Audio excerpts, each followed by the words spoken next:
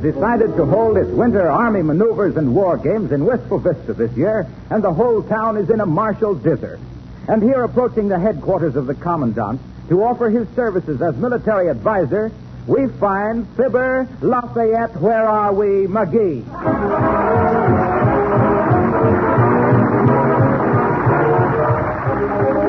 Oh, you're in the Army now. You're not behind the plow. The uniform's it. Halt! Who goes there? Oh, hi, Bud. What was the question? I said, who goes there? I ain't going. I'm coming. Oh, excuse me. Come ahead, then. Thanks. Which way is the commander's tent, Bud? It's the big one over there with the American flag over it. Oh, thanks. I'll go. Hey, that flag's upside down. That's a distress signal. Yeah, I know. The general had lobster and ice cream for dinner last night. He ought to keep his troubles to himself.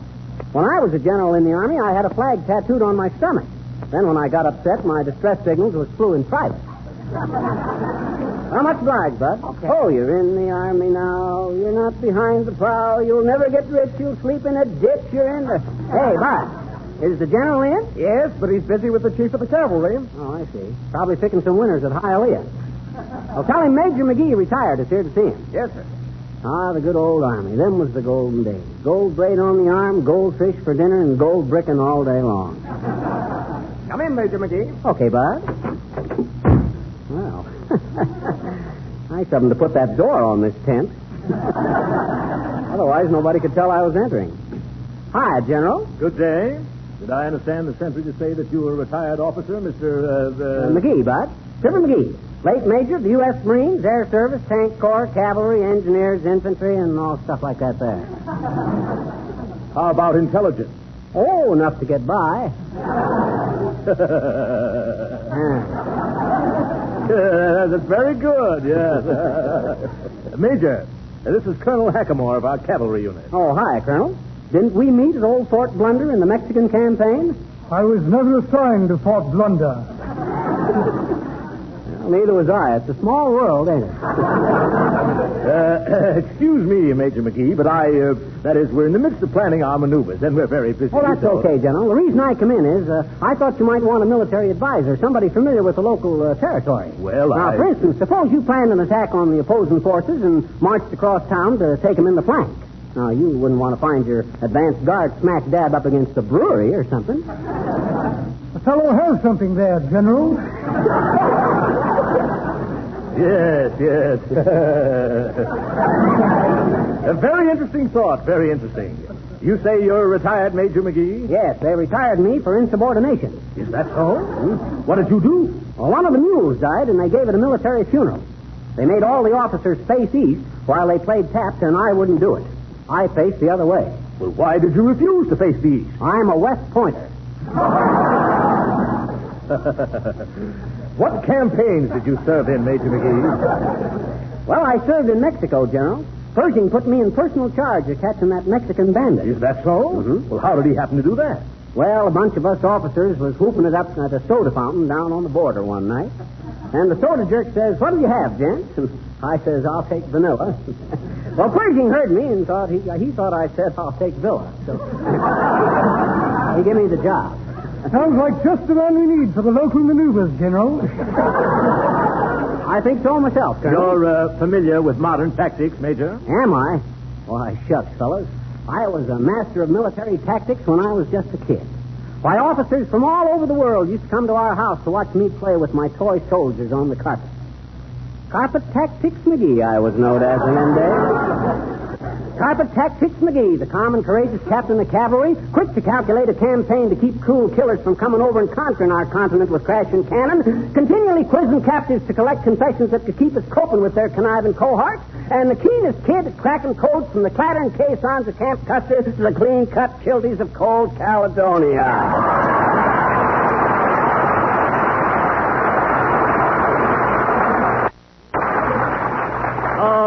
Splendid, splendid. I think you're just the local contact we need, Major. Suppose you wait here in my tent while the Colonel and I check our supplies. Okay, Bob.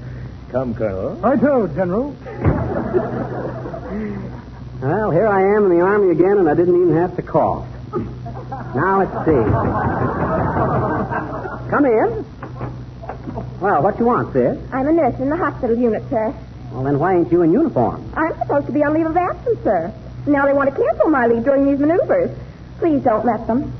What's your name, sis? Adams, sir. Eve Adams. Eve, eh? Oh, well, quit worrying, sis. Nobody named Eve should have her leave canceled during winter maneuvers.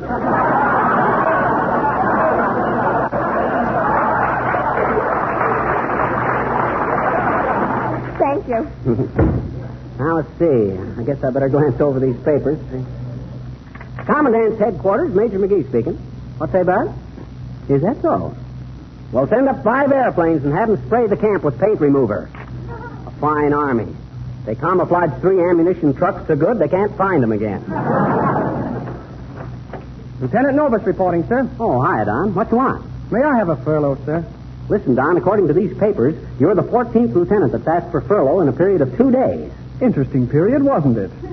What was? Louis XIV. How does Army life agree with you, Don? You're looking very well. Oh, I feel swell, sir. We're very exhilarated. In fact, I'm so happy I could sing Only a Rose in a few minutes.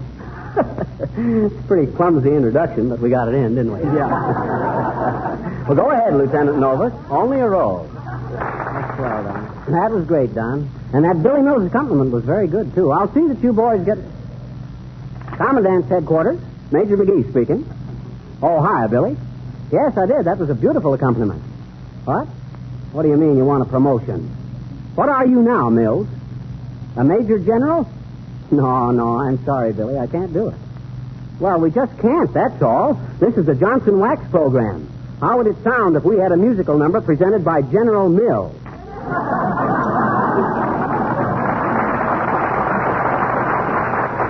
All the dumb clucks I ever saw in my... Hello there, Johnny. Need any new recruits? Nope, I don't believe so, old-timer. Hey! I says no. We got all the soldiers we need. Though I can understand why living in a pup tent would appeal to an old Airedale like you. That's pretty good, Johnny. But that ain't the way I heard it.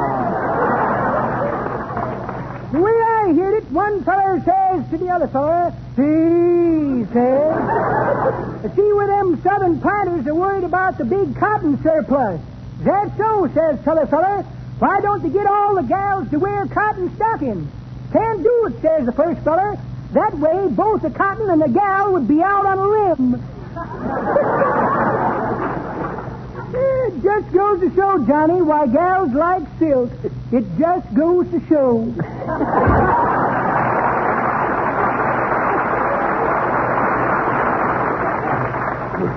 Oh, mossback. Imagine that old fossil talking about silk stockings. Well, I guess the guy is only as old as he looks. Apparently, he still looks.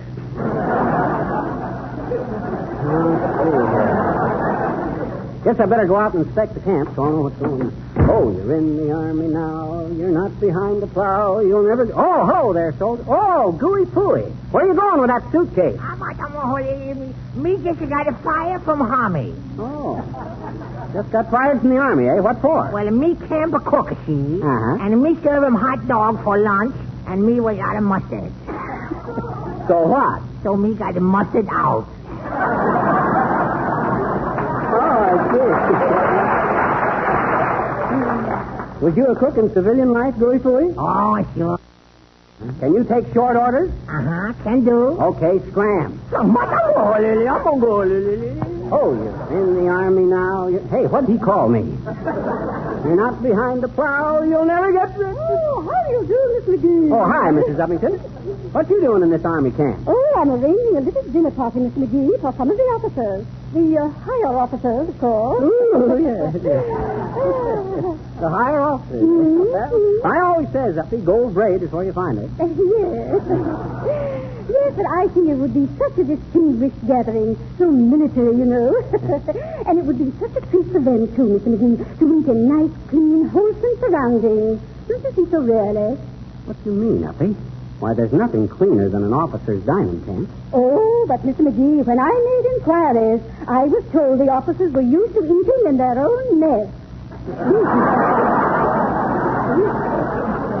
Oh, I was quite shocked, really, I was. Now, wait a minute, Uppy. Mess is just another name for a dining room in the service.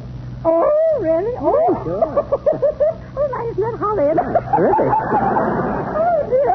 Well, anyway, if they do come, Mr. McGee, I hope they don't wear their swords and spurs, because they're liable to get jingled.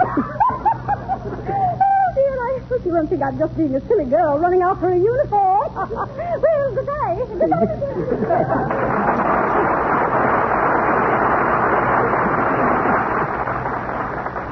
After knowing a few society dames like her, it's easy to figure out how you get such a cold, damp handshake from them. They spend so much time in finger bowls. Oh, well, this ain't Hi, Fibber. Oh, hi, Harpo. What you doing riding around in that tank? Oh, I'm in the tank corps. Hadn't you heard? Why, no. What experience have you had with tanks? Who, me? Why, sure. Why, after all these years... Okay, along. Why, after all these years of telling housewives how Johnson's Glow Coat will save them hours of housework because it requires no rubbing or buffing, why, I've handled millions of tanks. You have? Tanks for telling them how to restore floors and linoleum. Tanks for making housework so easy. Tanks for the economical way of buying Glow Coat in the larger sizes. Tanks for making... Harpo. Huh? If you don't mind my criticism, that commercial clanks worse than the tank. Well, that's gratitude for you. Here I go and get all greasy and bruised up for nothing. Okay, pal.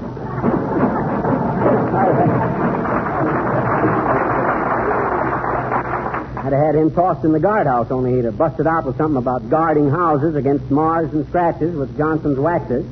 If he ain't the most... Well, hello there, Fisher. Oh, Nick DePopulis. Hi, Nick. What is this unfounded rumors I'm hearing about you being a military advisory to the General Staff? Or am I labeling under a Miss Apple Dumpling? No, that's correct, Nick. Say, what you doing here? Oh, I'm coming down here for a visit with an old friend of mine, Fisher. He's a brigamoose. Brigamoose? Oh, you mean a brigadier? I stand connected. Anyway, I'm being very enthusiastic about military things, Fisher. Oh, that's all. I think it is being because I'm being a Greek people, and Greek people are always being ready to fight at the drop of a hat falling down.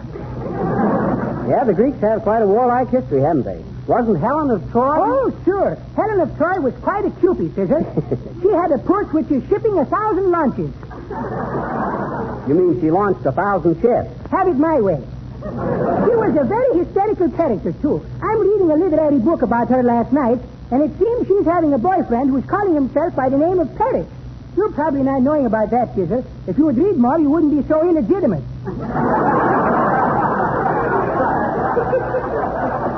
You mean illiterate? Why not? Anyway, this Paris squeegee is making a play for this Helen Cupid, you grab me? Uh-huh. And as little totem of her esteem, she is giving him a golden apple. Yeah, I know all about the golden And apple. that is setting a precedent, Fisher, because ever since those times, you will find the Greek people owning a fruit stand. Well, so long, Fisher. I'll see you later if I don't look out.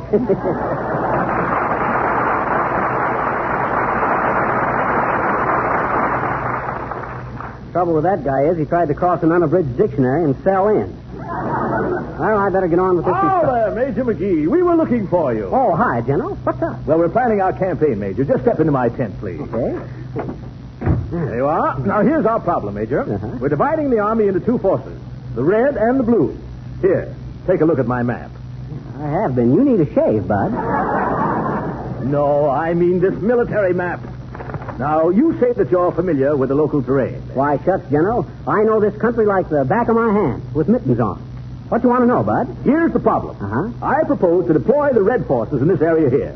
Machine gun emplacements here, a flanking movement here by this wooded patch, then the cavalry and the motorized units will come this way. Oh, you're getting this all wrong, bud. Here. Let me take that map.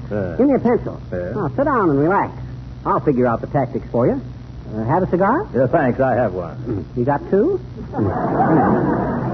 Now, here's the way to go. You put your infantry here, bring the tanks up here, engineers over here, and then when you come around this way, presto, hemmed in. Simple, ain't it? Yes, it seems very simple. Why, sure. Thank you, Major. I believe that solves the whole problem. You certainly know this country, don't you? Oh, I'll say so. Only thing that puzzles me on this map is this hill over here to the north. I never knew that was there. That's my finger. Oh. Yeah. Well, good luck, General. Thank you, my boy. The maneuvers will start immediately. I'll issue the orders right away. Okay, General. And just to get your men into a fighting mood, get them into a real military pitch of excitement, I'll have Major General Mills play something really stirring. What you got there, Major General Mills? Patty cake, patty cake. Patty cake, patty cake. Won't this infantry ever grow up? Well, go ahead, men. Patty cake with the 4 notes. Right, that was the 4 notes, folks, singing patty cake, accompanied by butcher's man Billy Mills. Nice caking, Patty. My name's Marjorie. Oh, yeah. Well, you kids better go climb into a dugout someplace. There's a war about to start around here, and I don't want any of you to get hurt. Ah, there, my boy. Are you the officer of the day? But I'm not only the officer of the day, I'm the man of the hour and chief of the Minutemen. Sit down, and I'll split a second with you. By the way, ain't you Horatio K. Boomer? In the flesh, my boy, in the lovely quivering flesh. Have here an article which should be of great interest to every Army officer in this great and glorious land of freedom. The land where... Okay, get to the point, Boomer. What you got?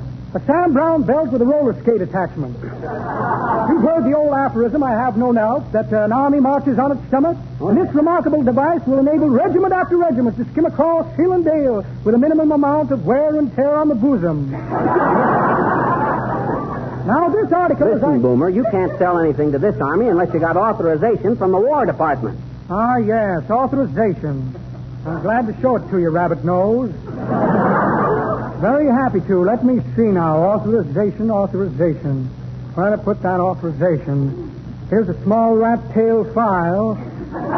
Tried to give it to a friend of mine, but the warden smelled him out.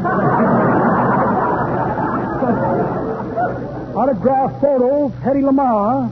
Wrote it myself. Was afraid she couldn't spell Horatio. Package of $20 bills. Don't touch them. They're not quite dry yet. A false mustache with a slight sneer. And a check for a short beer. Well, no authorization. Imagine that. Could have sworn I had it with me. At least I could have sworn when you asked for it. I'll be back some other time, Cashew. Right now I have to run back to my hotel while it's still light enough to locate the fire escape.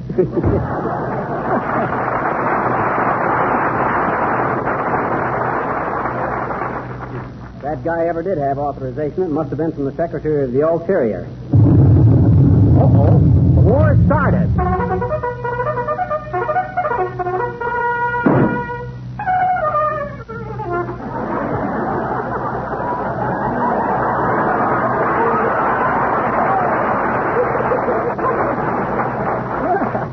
Somebody shot the bugler. That's the most intelligent beginning of a war I ever heard.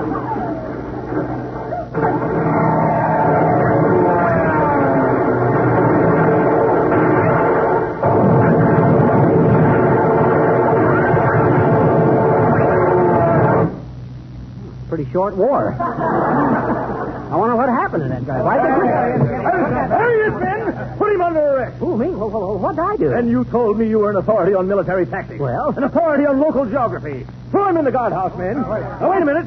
I have a better idea. Hey, say, what is this? Did something go wrong, General? McGee, do you know what you've done? Well, now, let me think. I'll tell you. Huh? You sent our tanks through a swamp. You sent our cavalry swimming across a 4-mile lake. The infantry fell in the drainage canal. Our machine gun emplacements were run over by passing freight trains. And our entire division was cornered in a dead-end street. Oh, the dead-end kids. It's treason, McGee. That's what it is. Blindfold him in. Wait a minute. I'll kick him. That's right. Hey, let go of me. Quiet, you. Take him out and stand him with his back to the wall. Hey, you can't do this to me. Come on, you. I'm an American citizen, and I demand a trial. You can't Quiet. stand back. You're a military officer and subject to military discipline. Where's the firing squad? Here they come, General.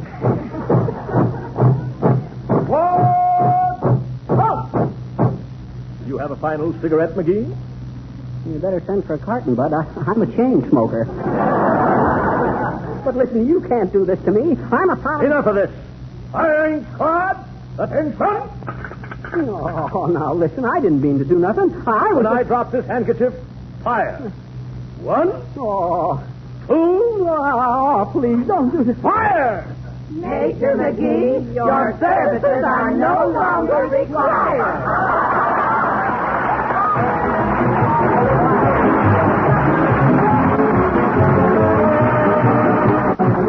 To Hollywood, We regret very much that we had to lose our old friend Silly Watson for the time being, but because of previous commitments, he couldn't make the trip with us now.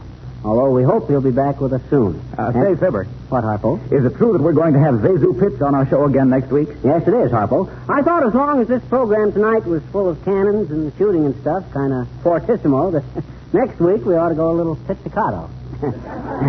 Good night, folks.